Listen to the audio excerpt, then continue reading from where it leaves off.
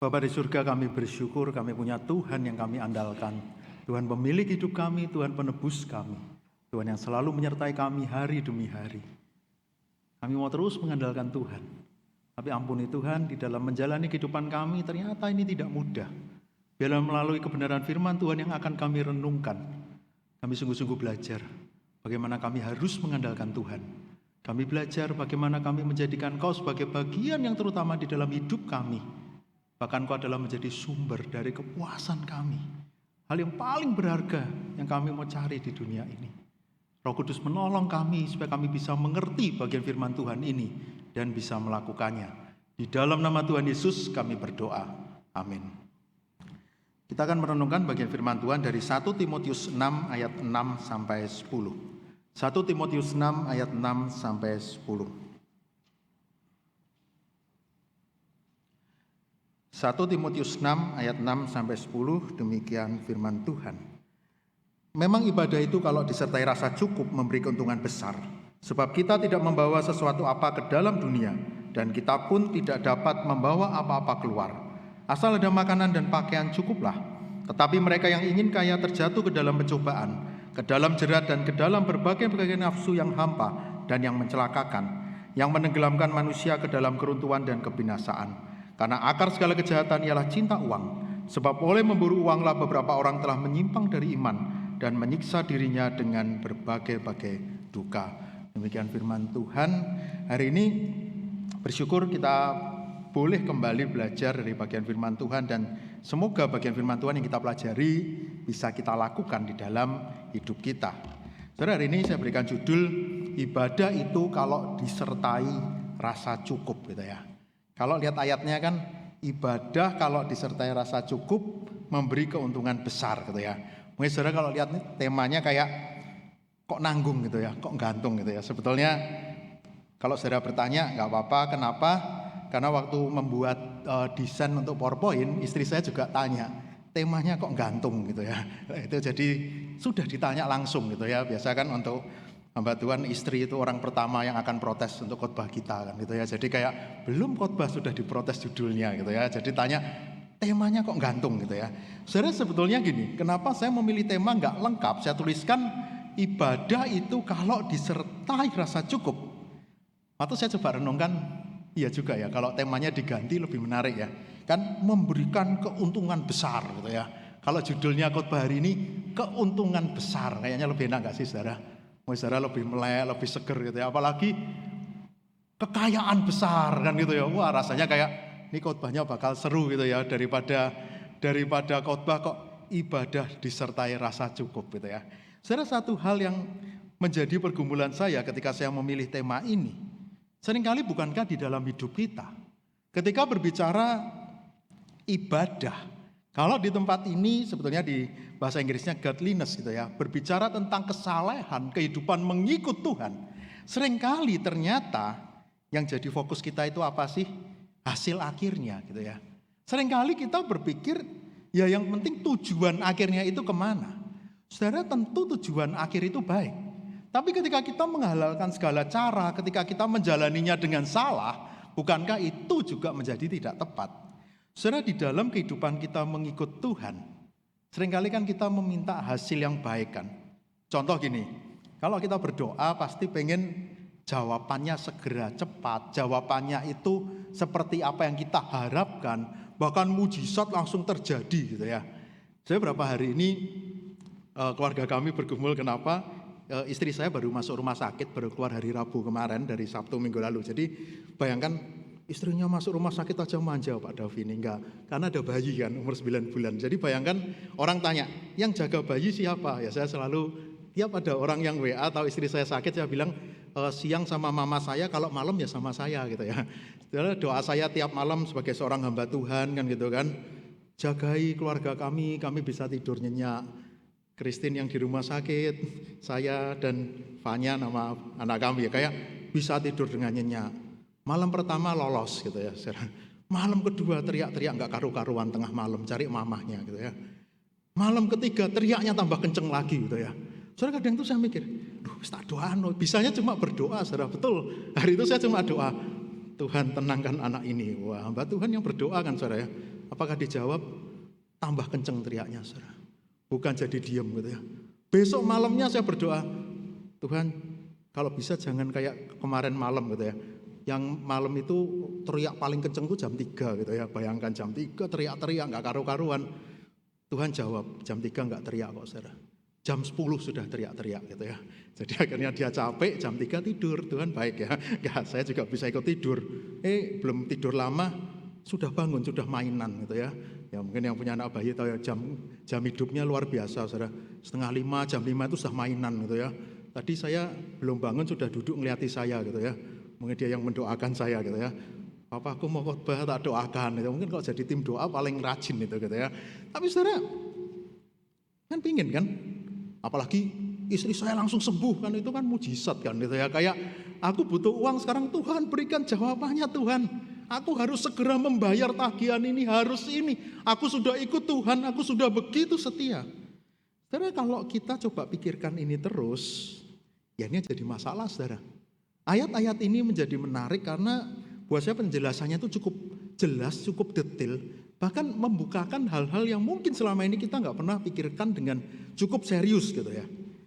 Jadi sebelum kita pikirkan bagian ini lebih lanjut, kalau kita lihat ayat yang ke-11, tetapi engkau hai manusia Allah, man of God gitu ya, di bahasa Inggrisnya. Saudara, satu bagian yang menarik. Sebetulnya Tuhan itu meminta apa sih di dalam kehidupan kita mengikut Dia?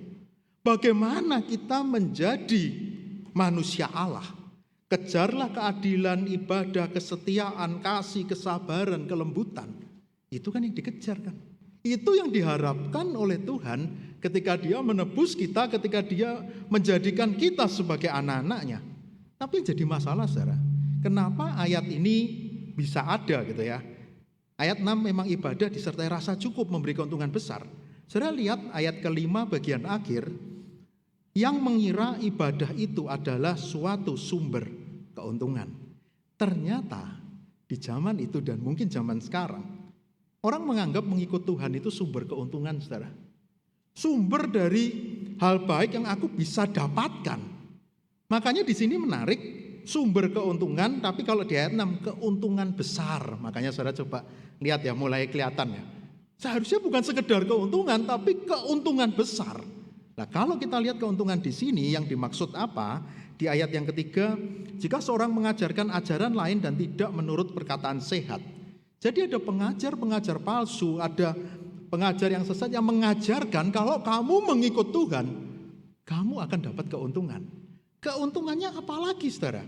Saudara kalau lihat tadi lanjutannya ayat 6 sampai ayat 10 yang kita baca. Nanti di ayat 9 dan 10 berbicara tentang kekayaan dan uang kan. Jadi sebetulnya kelihatan di sini ketika kita mengikut Tuhan, tentu harus ada kekayaan yang kita dapatkan. Kamu harus mendapatkan berkat secara jasmani itu. Saudara, bukankah di zaman ini juga sering terjadi kan, saudara? Yang kita kejar itu adalah berkat-berkatnya. Kita bukan mencari pemberi berkat itu kan. Yang kita kejar adalah bagaimana aku boleh merasakan banyak hal yang ajaib, yang luar biasa, ada mujizat. Tapi kita lupa kepada Tuhan yang membuat mujizat itu. Dia yang maha kuasa itu. Saudara, kalau kita lihat kata ibadah ini, eusebia gitu ya, godliness ini banyak ditulis di Timotius. Jadi kalau di Alkitab cuma ada di Timotius, di Titus, sama di Petrus. Paling banyak di Timotius. Paulus tahu bagaimana Timotius ini, bagaimana jemaat, bagaimana kita harus terus diingatkan. Hiduplah mengikut Tuhan dengan baik. Hiduplah di dalam kesalehan. Hiduplah di dalam ibadah. Menjadi man of God itu. Yang tentu standarnya bukan sekedar standarnya kita. Yang tentu bukan sekedar, ya tadi, aku doa harus dijawab seperti ini Tuhan. Dan kalau ditanya, saya bersuka cita lihat jawaban doa itu waktu apa sih? Ya akhirnya anak itu tidur kan. Waktu anak saya tidur, puji Tuhan, ya nanti nangis lagi ya nggak apa-apa, normal kan. Coba kalau semalam itu diem terus malah saya yang panik kan gitu ya. Betul kan? Jadi tangisannya pun buat saya seneng. Sehat kan gitu kan, kata orang kalau nangis mau besar berarti, tapi besar ngapain nangis-nangis kan gitu ya. Kayak saya pun juga bisa lihat, ya mungkin Kok tiba-tiba langsung wow semua, tiba-tiba istri saya pulang. Saya sudah tiba-tiba sehat gitu ya, buka pintu kan ya nggak mungkin kan. Ya nggak ada, harus diurus di rumah sakit, ya sampai hari ini masih pemulihan gitu ya. Saudara, kadang sedih. Kenapa? Karena orang Kristen bukan mengejar bagaimana menjadi man of God itu. Tapi bagaimana kita mengejar keuntungan itu. Saudara, sebagai hamba Tuhan, kadang sedih di zaman sosial media ini apa sih yang sering didapatkan. Kalau saudara lihat di Instagram tuh ada dulu pastor in style, ada yang Indonesia, ada yang versi luar gitu ya. Lalu gereja palsu, isinya tuh apa sih? Kejelekan-kejelekan pendeta gitu ya, hamba Tuhan gitu ya. Jamnya mahal, di foto tuh langsung di zoom ke jamnya gitu ya. Terus di zoom ke sepatunya. Hari ini di zoom ya nggak kelihatan sih, dasi saya merek apa, baju saya merek apa. Kebetulan saya nggak punya barang yang mahal itu gitu ya. Tapi sering kali orang loh, itu kok bisa punya ini, punya itu. Dan waktu lihat itu, kalau ditanya mungkin saya sedih gitu ya. Kenapa sih yang buat omongan seperti ini gitu ya.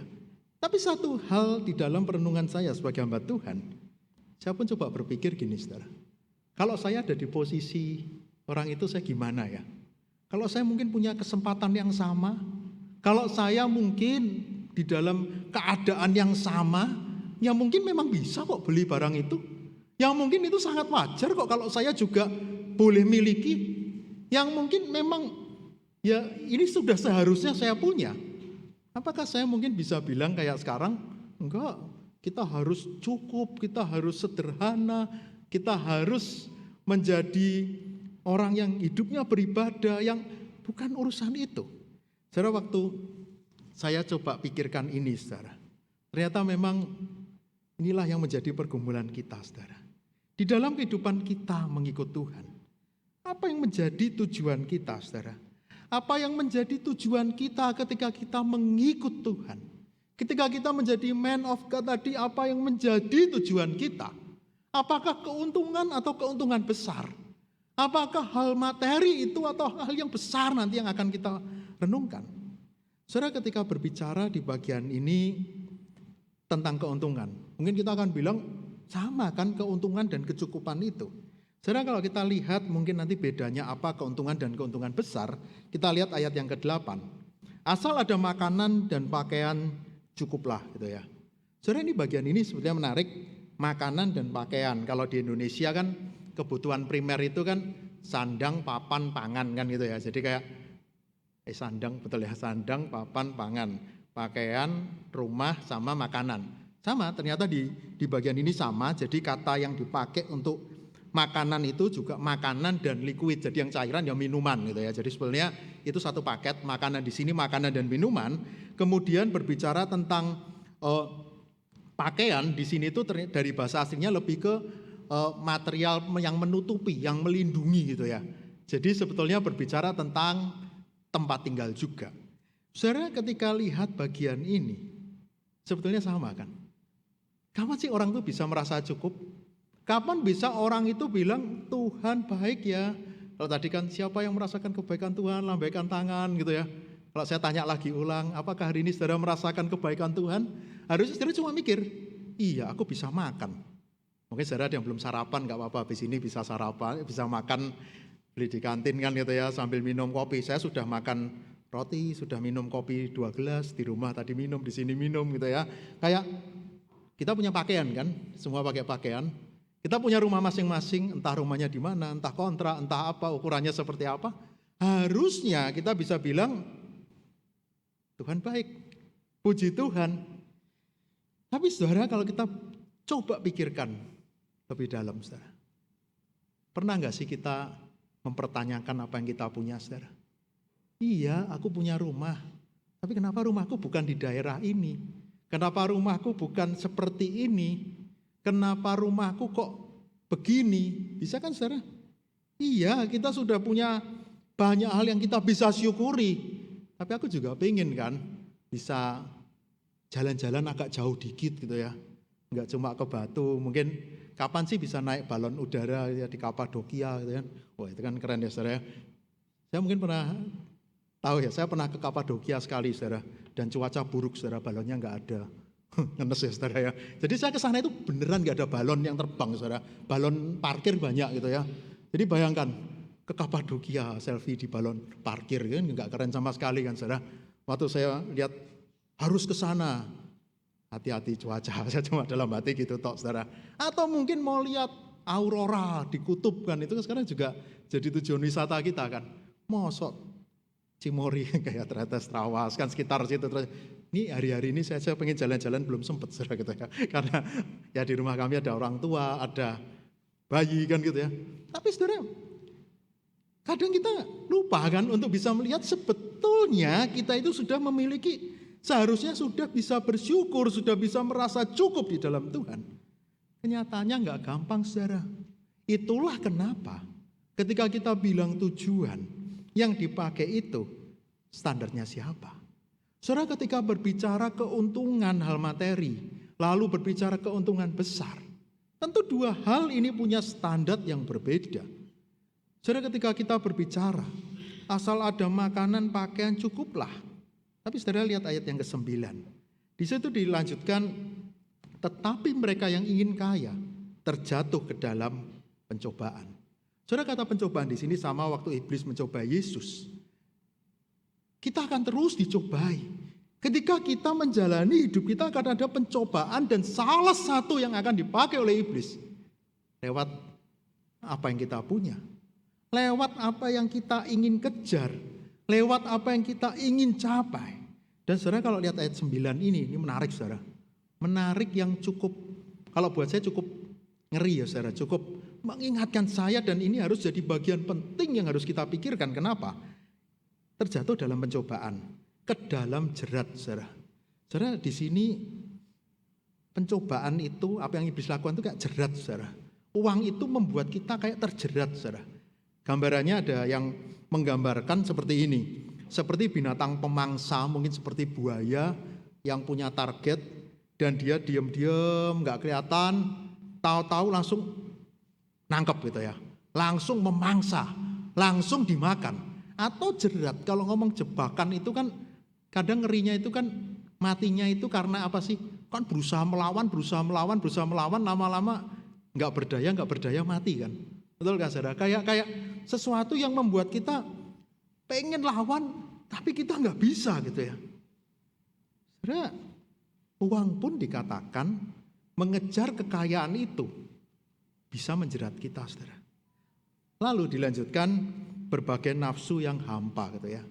Saudara, bagian ini pun menarik, berbicara tentang kebodohan gitu ya. Kalau kita lihat di bahasa aslinya, berbicara tentang ketika kita memiliki nafsu dan bodoh, yang terjadi apa sih saudara? Kita nggak akan pernah dipuaskan. Kita akan selalu merasa kurang, kita akan selalu merasa aku tidak pernah puas dengan apa yang aku punya. Dan bahkan kita akan merasa apa? Aku gak pernah merasa cukup. Aku belum punya ini. Aku belum merasa cukup. Tadi lihat ya saudara, harusnya ada makanan dan pakaian cukuplah. Tapi berapa banyak dari kita mungkin gak merasa cukup kan karena hal itu. Aku harus siapkan ini, investasi ini, aku harus punya ini. Dan paling ngeri kalau kita lihat yang paling terakhir, mencelakakan, menenggelamkan manusia ke dalam keruntuhan dan kebinasaan. Ngeri saudara, betul-betul membawa manusia ke dalam kehancuran. Di sini kebinasaan itu kan ada yang bilang, apa sih itu? Apakah fisik? Apakah langsung jadi sakit? Ataukah secara moral? Ataukah secara spiritual?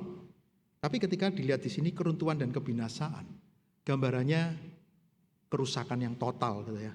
Kerusakan yang tingkatannya. Jadi ini bukan masalah modelnya apa, tapi berbicara tentang tingkat kerusakannya. Akan betul-betul total, akan betul-betul runtuh, akan betul-betul hancur. Karena itulah hidup orang yang ketika kita nggak sadar akan pencobaan ini. Saudara, satu titik di mana saya belajar, ternyata betul ini realita hidup sehari-hari itu. Kejadiannya sekitar mungkin 15 tahun yang lalu ya. Saya pelayanan di satu daerah, satu gereja, saya nggak sebutkan di daerah mana. direkam live gitu ya nanti, gereja ini saya enggak sebutkan, enggak ada clue-nya juga itu gereja di mana gitu ya. Nah, saya pelayanan di sana, lalu saya tuh besuk ke satu jemaat yang buka toko. Jadi saya datang ke tokonya. Tokonya rame, saudara. Jual apa? Ya pokoknya toko. Enggak, toko. Enggak, ini bukan jemaat Elion, kok tenang gitu ya. Tokonya tuh rame. Waktu di sana seperti biasa kan hamba Tuhan tuh kalau ada yang baru kan pasti ditanya toh. Asalnya dari mana? Saudaramu berapa? Itu pertanyaan standar ya. Terus papa mamamu kerja apa? Dulu kamu tinggal di mana? Akhirnya dia tahu saya pernah sebelum sekolah teologi kan saya kuliah teknik industri. Dia tahu saya pernah kerja. Terus kemudian dia tahu tentang orang tua saya. Dia tahu usaha pekerjaan orang tua saya. Pokoknya tahu semua lah. Saudara, biasanya orang kalau ada yang dengar kisah-kisah hamba Tuhan itu akan merespon apa sih? Luar biasa ya, betul kan saudara? Betul ya, kayak saudara mungkin kalau tanya ke saya kan, wah pasti papa mamamu seneng ya anaknya jadi hamba Tuhan ya, kan gitu kan saudara? Kayak luar biasa ya, itu panggilan Tuhan, itu template-nya saudara kalau tanya ke hamba Tuhan ya. Hari itu saya nggak dapat jawaban seperti itu saudara. Dia ngulang-ulang kalimat seperti ini, kok bisa? Kok bisa? Itu diulang terus saudara. Kok bisa gitu ya? Kok bisa apa kira-kira saudara? Kok bisa papa mamahmu mau anaknya jadi hamba Tuhan? Kok bisa mereka itu nggak marah uangnya sudah habis banyak kok kamu nggak melanjutkan pekerjaan mereka? Saudara, hari itu saya betul-betul baru mikir, saudara, iya kok bisa kan gitu ya? Nggak, saya juga ikut mikir jadi kayak dia juga kok bisa gitu ya. Tapi saudara lihat ya, dia berpikir kok bisa ngukurnya dari apa saudara? Dari uangnya kan. Dia dengan jujur kan sudah habis banyak kok bisa gitu ya. Saudara, toko dia hari itu rame saudara. Bukan toko yang sepi nggak ada pembelinya, enggak loh saudara. Dia punya rumah yang cukup besar, rumahnya itu di sebelah gereja. Saya tahu rumah itu, saya berapa kali masuk ke rumah itu saudara. Berapa kali saya makan ya ketemu keluarga itu dibayari makan gitu saudara. Jadi kayak keluarga ini sudah saya sangat tahu gitu ya. Tapi satu hal yang menarik saudara gini. Ternyata tante ini tuh nggak pernah ke gereja saudara. Jadi dia kalau hari Minggu tuh nggak ada. Yang ada keluarganya. Saya dulu mikir, mungkin kan ada keluarga yang sif-sifan gitu ya, datang ke gerejanya kan ya. Sama sekali nggak pernah datang. Tapi setiap hari, saya lupa Rabu atau Kamis ada doa pagi jam 5 pagi saudara. Selalu dia datang nomor 1 saudara. Dia datang doa pagi dengan sangat rajin. Luar biasa nggak sih saudara? Orang ini kan tokonya rame, mungkin bayangan saya masih positif kan. Ya mungkin mau jaga toko kan gitu kan. Datangnya makanya doa pagi. Mungkin Minggu tokonya buka. Kadang kan banyak pembenaran ya saudara. Kenapa dia datang doa pagi nggak ke kebaktian Minggu saudara? Karena hanya doa pagi satu acara gereja yang nggak ada persembahannya saudara. Menarik ya saudara ya.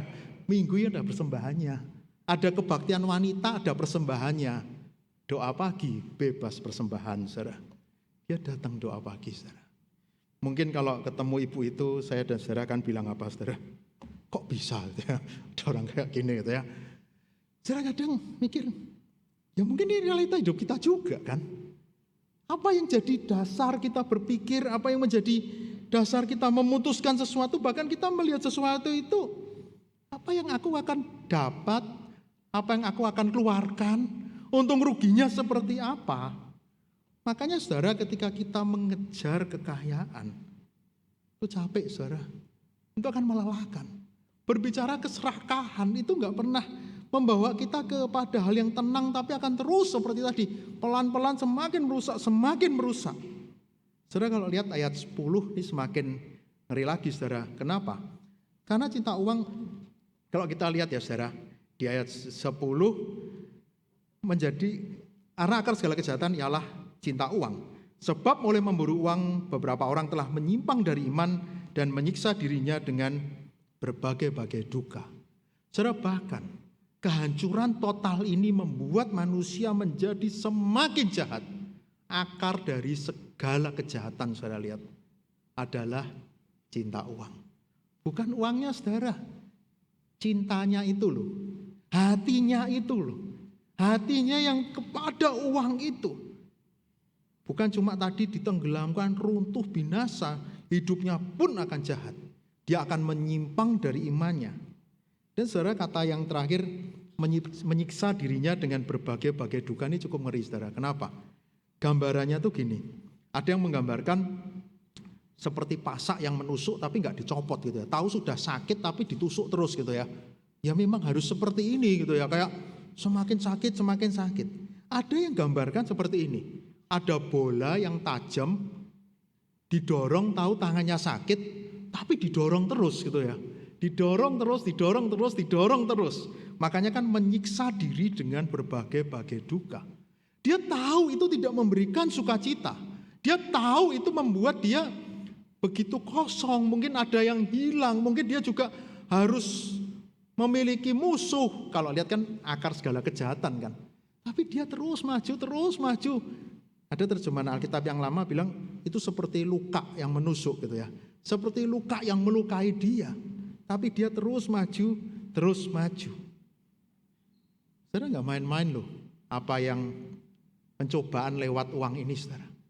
Ketika kita tidak di dalam Tuhan, ketika kita tidak menjadi man of God itu, betul saudara, ini nggak main-main. Bahkan ketika kita menjadi anak Tuhan yang kita bilang aku beribadah, tapi kita selalu berpikir tentang uang, atau mungkin di hati kita itu bukan Tuhan tapi hal yang lain. Saudara, betul-betul bisa capek, saudara. Betul-betul kita akan merasakan kebosanan, kita akan merasakan seolah-olah kayak nggak ada pengharapan lagi.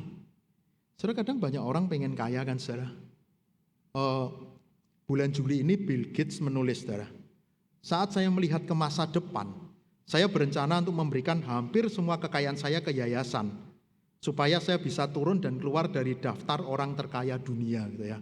Menarik ya, saudara, Bill Gates saja tuh pengen segera keluar dari daftar kekayaan orang terkaya dunia, itu pengen cepet keluar, capek, saudara. Kita malah pengen masuk kan gitu, saudara. Mungkin bukan dunia lah. 10 orang terkaya di keluarga besar kita kan gitu kan. 10 orang terkaya di RT kita, di lingkungan tempat tinggal kita kan. 10 orang terkaya di gereja kita, jangan ya saudara. Kayak betul kan, kita pengen kan kejar itu, kita pengen kejar itu. Loh, kalau memang kekayaan itu bisa membuat orang bahagia, kenapa yang kaya nggak pengen kaya, saudara? Bahkan ada yang katakan, ada seorang psikolog bilang ada sindrom kaya tapi sedih. Nama sindromnya aneh, saudara. Karena banyak orang kaya ternyata sedih. Banyak orang kaya ternyata depresi. Banyak orang kaya ternyata dia juga kehilangan sukacitanya. Kenapa? Jawabannya karena di dalam kehidupan mereka sulit menemukan kejujuran gitu ya.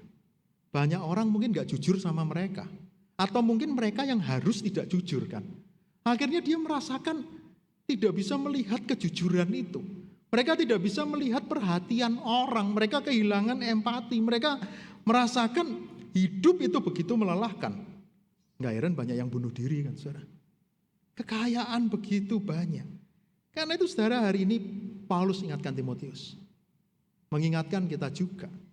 Sebetulnya sebagai man of God ini apa yang harusnya kita kejar?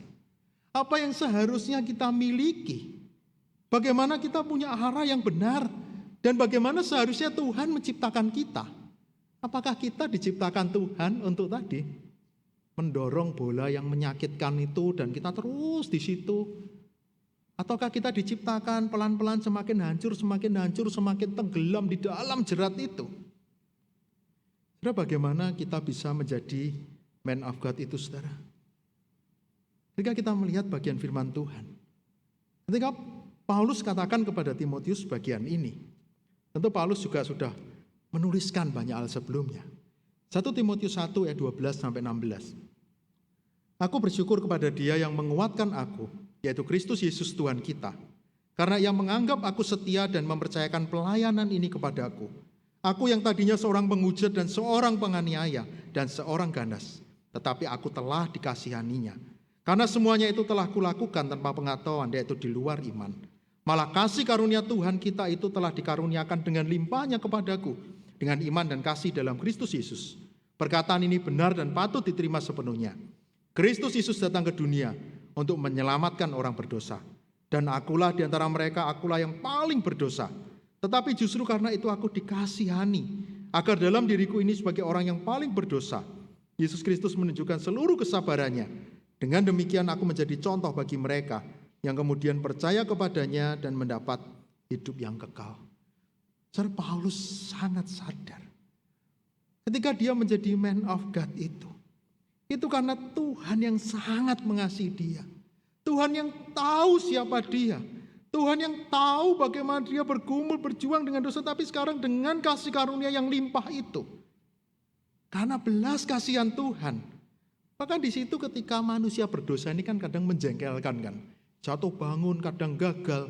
Dikatakan di situ pun Yesus Kristus menunjukkan seluruh kesabarannya. Sebenarnya kalau kita lihat betul-betul ini adalah anugerah Tuhan. Ketika kita boleh melihat inilah diri kita sekarang. Ketika kita boleh menjadi manusia Allah itu. Sebenarnya kita bukan manusia yang diciptakan hanya untuk mengejar kekayaan itu, saudara. Tapi kita adalah orang-orang yang sudah ditebus. Saudara, sadarkah kita? Kita sudah mendapatkan bagian yang terbaik itu. Ketika kita melihat Paulus, dia sadar siapa dirinya. Tentu dia mengajak Timotius juga memikirkan. Siapa dirimu? Kamu orang berdosa. Yesus Kristus tadi dengan jelas ya datang ke dunia menyelamatkan orang berdosa, menyelamatkan aku, menyelamatkan kamu. Saudara, apakah kita sadar? Sebenarnya siapa sih kita di hadapan Tuhan, saudara? Semua hanya karena anugerah Tuhan. Kalau kita lihat diri kita sekarang, saudara, betul kita itu siapa? Karena itu ayat ini pun di bagian yang kita baca tadi menarik, saudara. Kalau kita lihat ayat yang ke-7 dari 1 Timotius 6, saudara, di situ dikatakan, sebab kita tidak membawa sesuatu apa ke dalam dunia, dan kita pun tidak dapat membawa apa-apa keluar. Saudara, lihat ya, kenapa sih anugerah Tuhan itu hal paling berharga di dalam hidup kita? Saudara, kalau lihat hidup manusia itu seperti apa sih? Kenapa sih kok kita harus bilang Tuhan itu bagian paling penting di dalam hidupku? Kita tidak membawa sesuatu apa ke dalam dunia, betul kan saudara? Kita lahir pasti nggak bawa apa-apa, keluar dari kandungan nggak bawa apa-apa kan? Nanti kita mati juga nggak bawa apa-apa kan? Mau dibawakan pun ya kitanya sudah nggak ada di situ kan? Tapi kita yakin sebagai orang percaya, sebelum kita ada Tuhan sudah tetapkan, Tuhan rancangkan ada Tuhan kan? Sebelum kita ada kan gitu ya. Lalu kita di dunia, nanti kita mati, kita pun bersama dengan Dia kan di surga. Artinya saudara, hidup yang di dunia ini sebetulnya apa sih saudara? Ini kan cuma masa yang Tuhan izinkan untuk kita hidup, menjalankan rencana Tuhan. Menjadi man of God tadi, kita hidup di dalam masa di mana kita melayani Tuhan, kita hidup bagi Dia. Nah sekarang saudara, kalau Dia percayakan kepada kita misalnya kekayaan saudara, berarti untuk apa saudara? Itu nggak ada dulunya. Itu nanti juga nggak kita bawa. Bagaimana apa yang kita punya digunakan untuk pekerjaan Tuhan selama kita hidup. Tapi saudara, yang jadi masalah, kalau kita lihat asal ada makanan dan pakaian cukuplah. Di ayat ini kalau dibaca tafsiran itu punya sense, itu bagaimana orang mencukupkan diri untuk kebutuhannya sendiri dengan kekuatannya sendiri. Itu baru orang bisa bilang cukup gitu ya. Ya tentu kan kita semua berjuang untuk itu kan. Bagaimana kita bisa mandiri, bagaimana keluarga kita bisa tetap bertahan mungkin di masa pandemi ini. Itu kan berbicara tentang kekuatan kita kan. Tapi sebetulnya, betul gak sih kita itu bisa tanpa Tuhan, saudara? Betul gak sih kita itu bisa tanpa kekuatan dari Tuhan, tanpa anugerah Tuhan? Gak bisa, saudara. Misalnya kita mau bilang, oke, keluargaku harus aku pikirkan sampai jauh ke depan. Kita loh gak pernah tahu umur hidup kita kan, saudara. Sama kayak di Alkitab ketika orang membuat lumbung dan kalau bilang kekayaan itu akan memberikan rasa puas, dia bangun, dia masuk dan terakhir sederhana kan. Mati orangnya gitu saudara. Buat apa kekayaannya? Buat apa lumbungnya itu kan? Kenapa? Karena ini bukan sesuatu yang abadi, saudara. Ketika lihat ayat ini kita nggak bawa apa-apa, kita datang nggak bawa apa-apa, keluar nggak bawa apa-apa dari dunia. Jadi sebetulnya ini kan cuma sementara di masa ini kan, saudara. Sesuatu yang tidak abadi, sesuatu yang tidak kekal. Kenapa kita menaruh hati kita di situ, saudara? Bukankah seharusnya kita menaruh kepada yang kekal itu kan? Kita menaruh pengharapan kita kepada Kristus. Karena Dia yang kekal itu. Dia yang menjadi pengharapan kita. Ketika hidup kita berhenti di satu titik, kita mengakhiri hidup kita. Kita kan bersama dengan Tuhan di dalam kekekalan. Saudara, kadang nggak gampang ya saudara berpikir hal ini saudara. Mungkin sebagai manusia kita nggak suka lah berandai-andai yang jelek kan saudara. Mosok mikir kekayaanku habis kan gitu kan. Tadi waktu jeda ibadah ini saya kan naik ke atas ya ke ruang remaja ya. Ketemu satu orang terus ngobrol. Kalau ngobrol sama anak remaja tuh ending-endingnya tentang jodoh gitu ya saudara. Jadi awalnya tuh ngobrol lain, lama-lama jatuhnya kok tentang jodoh gitu ya. Terus ngobrol lagi, inti pembicaraannya tadi gini. Orang tuh harus kerja. Ini cewek ya tadi yang ketemu itu. Terus dia bilang, terus saya bilang iseng, kan gara-gara tema khotbah ini juga gitu. Loh kalau kamu dapat suami yang kaya, kan gak usah kerja. Masa gak pengen dapat suami kaya? Tadi saya langsung nyeletuk ke anak ini dan saya terkejut, tapi saya suka jawabannya gitu. Dia jawab gini saudara, tetapi kan kekayaan bisa habis nantinya gitu. Makanya saya harus kerja. Loh suamimu ini kaya banget gitu ya. Terus gak habis pokoknya. Loh, bisa habis, pokoknya tetap aku harus kerja, harus siap-siap gitu ya. Saudara, kalau kita mikir gitu aja mungkin doa kok elek kan, betul ya saudara ya, ya kan. Tapi saya dengar itu, saya itu langsung kayak, tadi saya bilang nanti tak sampaikan di khotbah gitu ya buat ilustrasi gitu ya. Saya ketemu orang yang luar biasa kan gitu ya kan, yang masih mikir kan, kekayaan itu bisa nggak habis. Jangan-jangan ketika saudara lihat anak saudara, sekarang kan mungkin yang di sini kan jemaat dewasa lebih banyak ya. Punya jodoh, wah ini aja, nih kaya, pasti aman hidupnya kan. Betul saudara, aman. Betul kekayaan itu bisa abadi dan bisa terus dipegang saudara. Betulkah kita bisa menaruh pengharapan kita kepada tadi keuntungan materi itu saudara? Apa bisa saudara? Karena itu saudara ketika lihat ayat ini memberikan keuntungan besar, rasa cukup. Ini beda saudara konsepnya. Satu konsep yang sangat berbeda saudara. Ada satu kisah yang mungkin nggak ngerti ya kebenaran, tapi banyak dibuat ilustrasi. Raja Alexander Agung waktu mati dia menyampaikan 3 permintaan terakhir sebelum dia meninggal ya. Jadi yang pertama, peti matinya harus diangkat oleh tabib gitu ya. Jadi tabib-tabib terbaik yang nangani dia yang harus ngangkat peti matinya. Jadi gambaran sekarang kita sakit, dipegang banyak dokter spesialis, mati, nanti yang ngangkat petiku harus dokter-dokter ini. Yang gagal tadi enggak ya saudara, bukan ya. Ya dokter-dokter yang merawat kan gitu ya, kira-kira gitu. Lalu sepanjang jalan harus ditaburkan semua harta kekayaanku. Jadi emas sama berliannya ditaburkan. Kalau sekarang kan nabur bunga kan saudara ya. Jadi bayangkan ya, yang gotong petinya dokter ditaburi emas gitu. Wah keren kan. Satu lagi permintaan. Kalau bisa peti matinya itu ada lubang di samping supaya tangan saya bisa keluar. Wah ini bayangkan lagi ya saudara. Ini mulai agak serem ya. Jadi tapi tadi ada emasnya lumayan ya, kita di pinggir jalan aja nunggu ya saudara kayak. Tapi kayak dokter ngangkat, nyebar-nyebar emas, tangannya keluar dari peti gitu ya. Kira-kira gitulah saudara. Lalu ditanya kenapa? Saya mau menjelaskan. Dokter yang ngangkat tabib itu supaya orang bisa lihat. Manusia nggak bisa menyembuhkan, nggak semua penyakit bisa disembuhkan gitu ya. Ditaburi harta supaya orang bisa melihat kalau ya kekayaan itu akan ditinggal, semua itu nggak akan dibawa.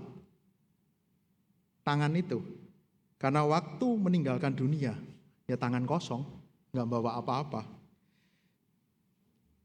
Entah cerita ini benar atau tidak, saudara. Tapi semakin jelas kan, saudara. Kalau kita mungkin apakah masih bisa berpikir seperti itu saudara? Semoga kita betul-betul bisa menaruh hati kita kepada Kristus itu saudara. Supaya kita boleh melihat bukan itu. Semua adalah anugerah Tuhan. Rasa cukup itu karena aku punya Tuhan. Karena aku adalah orang berdosa yang sudah ditebus. Itu rasa cukup yang aku miliki sekarang. Apapun keadaanku, rasa cukup itu tetap ada. Dan keuntungan besar itu bukan sekedar bagaimana aku bisa mendapatkan harta yang banyak. Tapi saudara lihat ya, apa yang tadi kita lihat jerat uang itu seperti apa, kehancurannya seperti apa. Jelas keuntungan besar di dalam Tuhan itu berbeda. Kita tidak di dalam jerat itu. Kita bahkan punya satu pengharapan akan hidup yang kekal. Kalau kita lihat keuntungan yang besar itu seperti apa, contohnya di Filipi 4 ayat 11 sampai 13, bagaimana Paulus juga katakan kepada jemaat Filipi dalam konteks yang sama gitu ya. Filipi 4 ayat 11 sampai, bisa dibantu ya, enggak jelas. Filipi 4 ayat 11 sampai 13. Kukatakan ini bukanlah karena kekurangan, sebab aku telah belajar mencukupkan diri dalam segala keadaan. Aku tahu apa itu kekurangan dan aku tahu apa itu kelimpahan. Dalam segala hal dan dalam segala perkara tidak ada sesuatu yang merupakan rahasia bagiku, baik dalam hal kenyang maupun dalam hal kelaparan, baik dalam hal kelimpahan maupun dalam hal kekurangan. Segala perkara dapat kutanggung di dalam Dia yang memberi kekuatan kepadaku. Saudara, keuntungan besar itu ketika kita tahu Tuhan memberikan kekuatannya. Dia akan menjaga, Dia akan memelihara, Dia akan mencukupkan. Bukankah itu yang membuat hidup kita akan menjadi berbeda, saudara? Ketika John Wesley masih muda, umur 21 tahun, dia dari keluarga Kristen, cukup tampan, cukup kaya, dan dia cukup sombong. Satu hari dia bertemu dengan seorang porter gitu ya. Waktu ngobrol, porter ini cerita, aku cuma punya satu mantel dan aku nggak punya tempat tidur, sangat miskin gitu ya. Nah, John Wesley ini kan waktu itu masih lebih muda, dia cukup ya mungkin kayak sarkas gitu ya, kayak wah tak tanya aja sekalian. Nah, terus ngapain kamu masih bersyukur gitu ya? Ngapain kamu masih berterima kasih sama Tuhan? Mantelmu aja cuma satu kok, aku lebih kaya dari kamu kok. Porter ini tersenyum dan menjawab, saya berterima kasih kepada Tuhan karena Dia memberikan saya kehidupan dan membuat saya ada. Saya punya hati untuk mencintai Tuhan dan saya punya keinginan yang terus-menerus untuk melayani Tuhan. Saat itulah dia tersentuh dan tahu bagaimana hati yang dipenuhi ucapan syukur itu seharusnya. Saudara, mungkin kalau kita yang ditanya gimana ya saudara? Kok kamu bisa bersyukur? Bersyukur apa? Wong hidupku kayak gini kok. Saudara lihat ya, orang yang cukup dan mendapatkan keuntungan besar, dia bisa bilang, meskipun aku tidak punya apa-apa, meskipun aku tidak memiliki apa yang orang lain punya, meskipun aku dalam kondisi yang sulit, tapi aku punya Tuhan. Aku mau betul-betul melihat bahwa Dia ada, Dia memberikan kekuatan kepadaku. Karena itu saudara, sebagai man of God, saudara, sebagai orang-orang yang beribadah, semoga kita datang kepada Tuhan. Semoga kita datang kepada Dia betul-betul dengan satu kesadaran, saudara. Kalau kita lihat ayat yang tadi kita baca sampai ayat 10, ayat 11 sampai 12. Tetapi engkau, hai manusia Allah, jauhilah semuanya itu, kejarlah keadilan, ibadah, kesetiaan, kasih, kesabaran, dan kelembutan. Saudara, sebagai manusia Allah di dalam hidup yang sementara ini, itu loh yang kita kejar, saudara. Hidup sebagaimana seharusnya sebagai manusia Allah. Bertandinglah dalam pertandingan iman yang benar. Rebutlah hidup yang kekal. Berjuanglah untuk setia sampai akhir. Saudara, di dalam anugerahnya, kita boleh menjadi anak-anak Allah. Kita boleh menjadi hambanya yang boleh bahkan dipakai untuk melayani Tuhan. Dia akan menolong kita, Dia akan menjaga kita, saudara. Dan sepanjang kita menjalani masa kita hidup di dunia ini, di sanalah Tuhan memberkati kita, saudara. Di sanalah Tuhan mencukupkan kita. Kalau hari ini Tuhan percayakan lebih kepada kita, doakan, Tuhan, sebagai anakmu aku harus melakukan apa dengan apa yang aku punya. Kalaupun kita sekarang sedang bergumul dengan kehidupan kita, Tuhan, di masa ini nyatakan kehendak-Mu, Tuhan. Apa yang aku harus pelajari? Tuhan mau memproses aku untuk menjadi seperti apa? Saudara, kita bukan siapa-siapa waktu datang ke dunia ini. Nanti pun kita juga meninggalkan dunia ini tanpa membawa apa-apa, saudara. Tapi inilah hidup kita sekarang. Layani Tuhan, cari Dia, terus pegang tuh. Kristus itulah bagian terbaik di dalam hidup kita. Gantungkan pengharapan kita kepada yang kekal itu. Terus hidup memuliakan Tuhan. Bukan fokus kepada harta kita. Bukan fokus kepada yang tidak kekal. Jangan biarkan keserakahan itu menguasai kita, mengikat kita, menghancurkan kita, saudara. Layani Tuhan sampai akhir. Inilah hidup yang Tuhan percayakan. Kita akan menyanyikan satu lagu Hati Sebagai Hamba. menjadi respon kita, inilah kita sekarang, anak-anak Tuhan. Yang Tuhan layakkan, Tuhan mampukan kita bisa menjadi anak-anak.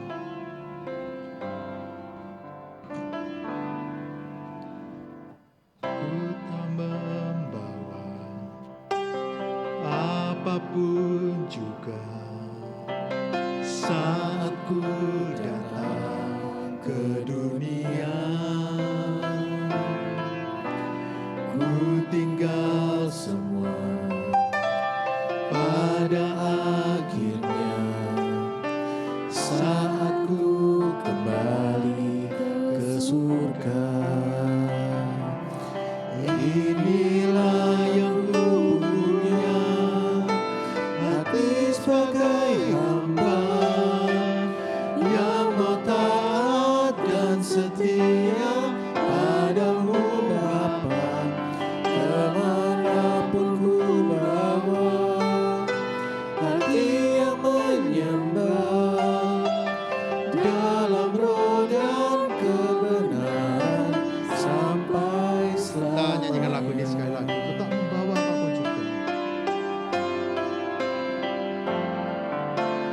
Ku tak membawa apapun juga saat ku datang ke dunia. Ku tinggal semua pada akhirnya saat ku kembali ke surga. Inilah yang ku punya, hati sebagai hamba yang mau taat dan setia padamu Bapa. Kemanapun ku bawa, hati yang menyembah dalam roh dan kebenaran sampai selamanya. Mari kita berdoa. Bapa di surga, inilah kami, anak-anak-Mu. Kami tahu semuanya karena anugerah Tuhan. Tuhan menciptakan kami dengan begitu baik. Tuhan menebus kami. Bahkan Kau menyertai hari-hari kami, Kau tidak pernah meninggalkan kami sedetik pun. Kalau kami boleh menjalani hidup kami sekarang, inilah hidup anugerah Tuhan. Kami tahu Tuhan menciptakan kami dengan baik. Dan kami pun tahu ada pengharapan yang kekal, kami akan bersama dengan Engkau. Ketika kami ada di masa, ketika kami harus hidup di dunia ini. Ini adalah masa di mana kami menjadi hamba yang setia. Masa di mana kami menjalankan apa yang menjadi rencana Tuhan. Masa di mana kami betul-betul hidup bagi Engkau. Masa di mana ketika Tuhan memberkati kami, Tuhan mempercayakan banyak hal. Kami menggunakannya untuk kemuliaan Tuhan. Untuk melayani pekerjaan Tuhan. Terima kasih untuk setiap apa yang Tuhan percayakan kepada kami hari ini. Bahkan untuk setiap berkat yang Tuhan percayakan kepada kami hari ini. Terima kasih Tuhan. Kami mau gunakan untuk kemuliaan Tuhan. Ampuni Tuhan seringkali di dalam hidup kami. Kami menaruh pengharapan kami kepada apa yang kami punya. Kepada apa yang tidak abadi itu. Ampuni kami Tuhan. Hari ini kami mau belajar. Menaruh hidup kami. Pengharapan kami. Hanya kepada Engkau. Mungkin kami akan mengalami tantangan, kesulitan. Mungkin ada dari jemaat-Mu hari ini bergumul dengan masalah kehidupannya. Tapi di masa itu pun kami tahu, kami punya Tuhan. Kami tidak sendirian. Tuhan tahu apa yang saat ini dirasakan, dialami oleh jemaat-Mu. Biar mereka terus mencari Tuhan. Mereka mengalami rasa cukup di dalam Tuhan. Bahkan mereka bisa melihat ini adalah keuntungan besar. Karena Tuhan pun bisa memakai masa ini untuk kemuliaan-Nya. Tuhan tolong mampukan setiap kami. Di dalam nama Tuhan Yesus kami berdoa. Amin. Jemaat diundang untuk bangkit berdiri.